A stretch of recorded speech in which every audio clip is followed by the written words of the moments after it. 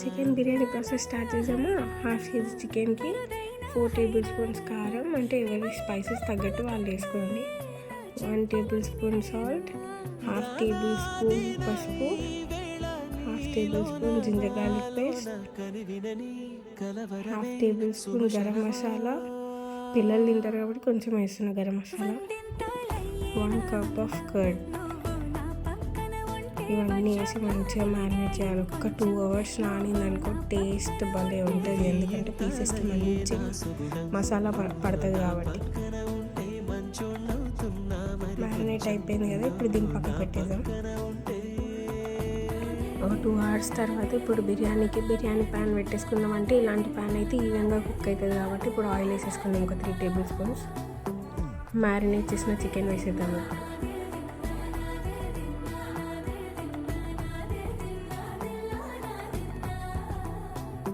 Chicken మంచిగా ఈవెన్గా spread చేయాలి, ఎందుకంటే కుక్ కావాలి కాబట్టి.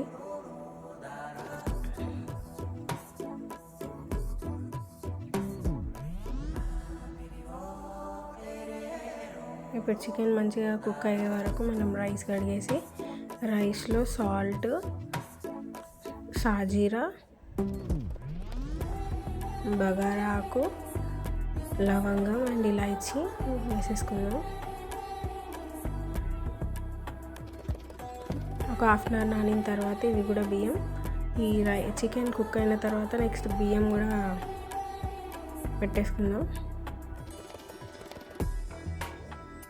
ఇవి కూడా కుక్ అయిపోయిన తర్వాత వాటర్ తీసేసి మంచిగా రైస్ని చికెన్ దాంట్లో వేసేసి దానిపైన పుదీనా,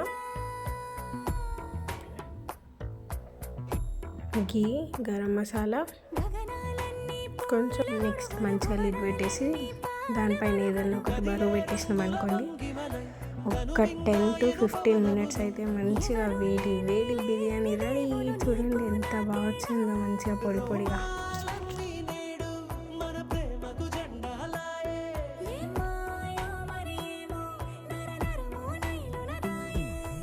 మా ఆయనకి టేస్ట్ చూడడానికి మంచిగా సర్వ్ చేసి ఇచ్చేస్తున్నాం.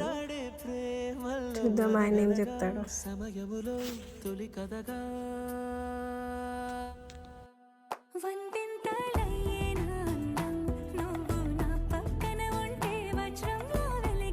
యమ్మీ చికెన్ బిర్యానీ.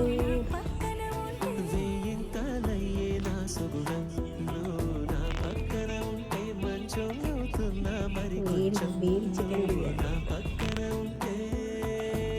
బాగుందా? ఎక్స్ప్రెషన్ చూడండి.